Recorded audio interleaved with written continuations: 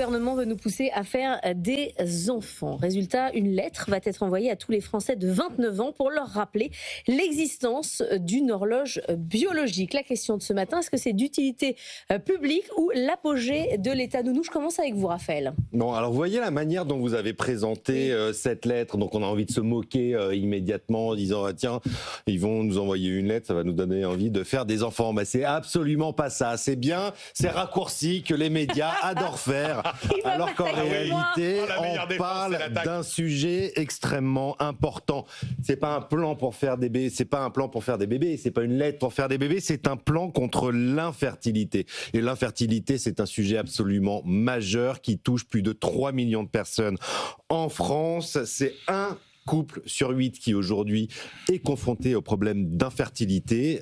Sont des sujets qui sont extrêmement douloureux, très intimes et sur lesquels on manque aujourd'hui énormément d'informations. Donc c'est ça, ce plan qui a été annoncé hier par la ministre de la Santé Stéphanie Rist, c'est un déploiement d'informations au travers de 16 actions précises, une démarche organisée.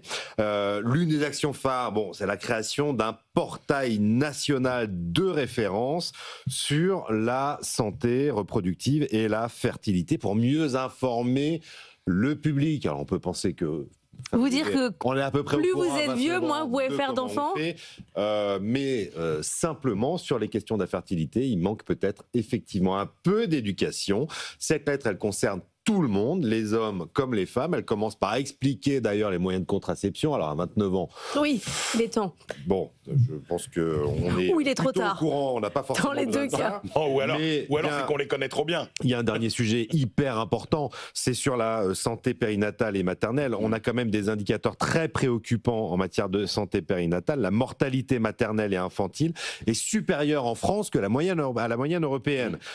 Donc il y a des choses à faire sur ce point, et donc faire en sorte qu'on ait des citoyens et des futurs parents plus éclairés. Mais vous dites qu'il n'y a pas de tuto pour expliquer comment on fait, mais c'est la suite.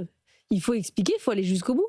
Faut prendre les gens par la main jusqu'au bout, puisque je pense que il faut mettre un pull en hiver et boire en été. Alors pourquoi il n'y a pas de tuto pour expliquer comment on fait? Invités à rentrer dans la chambre à coucher des Français. C'est vrai que ça a un petit côté État nounou qui investit un peu plus un pan de nos vies privées, effectivement. Alors, faut qu'on soit honnête avec nos auditeurs et nos téléspectateurs. Vous n'avez pas 29 ans. Non, c'est pas. Alors ça, c'est pas de l'honnêteté. C'est même pas de la contestation possible. C'est un fait. Allez-y. Même ça se voit. Voilà. Non, ce que je veux dire, c'est que quand on a commencé à parler de ce sujet, j'étais parti aussi un peu comme Raphaël avec un petit air Wagner, etc. Je trouve que le propos est peut-être moins ridicule qu'il en a l'air. C'est-à-dire que ça donne effectivement quelques conseils. Mais si le but du jeu, c'est quand même, au final, d'avoir un impact sur la natalité, on se dit, c'est quand même un peu contre-productif parce que, à part expliquer aux gens qui ont vraiment des problèmes d'infertilité quelles sont les démarches possibles, mais à mon avis, ils ont des médecins qui leur ont déjà expliqué. Après, quand ça explique un petit peu toutes les méthodes pour, en gros, faire des enfants plus tard, moi, je trouve que c'est un peu une forme de déresponsabilisation. C'est un moyen de dire, allez, vous pouvez ne pas vous décider tout de suite, et puis vous pouvez... mais c'est s'adapter au réel. On voit que l'âge du premier enfant recule, et puis vous pouvez attendre encore un peu. Donc je pense que l'effet sur la natalité peut être contre-productif. Et après, malheureusement, cette lettre n'aura aucun impact sur les vraies causes profondes de la dénatalité, qui sont beaucoup plus psychologiques finalement que physiques ou que médicales. Et donc là-dessus, ça n'aura vraiment aucun effet. Donc tout ce qui est, en gros, tout ce qui explique déjà à l'échelle globale la baisse de la natalité que personne n'a réussi à enrayer, quelles que soient des mesures spectaculaires. Rappelons, alors tout le monde cite le cas de la Hongrie. Rappelez-vous quand même qu'en Hongrie, si vous êtes mère de 2 enfants, vous ne payez pas d'impôts à vie. Donc ça, si c'est pas incitatif, Et ça marche pas. et ça marche pas. Donc ça ne marche pas. Après, il y a Et effectivement... peut-être parce que les impôts sont beaucoup plus bas en Hongrie qu'en France. Donc peut-être, la lettre alors, pour vous si vous culpabiliser.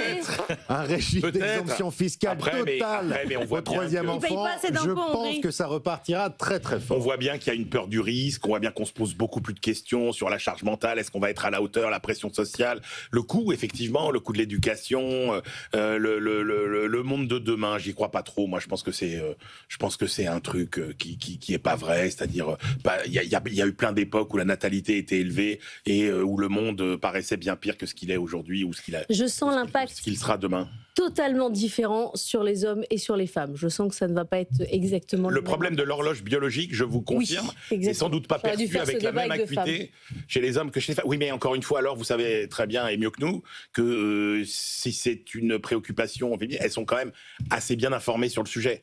Oui, et puis voyez, pardon, donc, l'infertilité, c'est un sujet qui touche les hommes comme les femmes. Alors c'est vrai que deux vieux mâles blancs qui viennent parler d'infertilité ce matin autour de la table, ça peut paraître parfois incongru. Ça touche absolument tout le monde, cher Laure, Oui, y mais compris 29 les ans, hommes. vous voyez bien que le sujet, qui- c'est l'horloge biologique des femmes, plus que celui des hommes. Mais encore une fois, c'est une campagne d'information sur l'infertilité. C'est certainement pas l'État. Et ils sont très précautionneux là-dessus, qui vont dire il faut que vous fassiez des enfants. La politique de natalité est devenue un gros mot en France, ce qui est une aberration. Ça a des conséquences majeures, la natalité, Mais- sur tout notre système, tout notre pays, toute notre société. Oui, mais Donc, c'est une façon assez parlons-en aussi, c'est une façon assez hypocrite d'aborder le sujet. C'est-à-dire qu'aborder le sujet de la dénatalité par le biais de l'infertilité, c'est l'aborder via un biais médical qui refuse d'affronter les vraies raisons pour lesquelles la natalité baisse.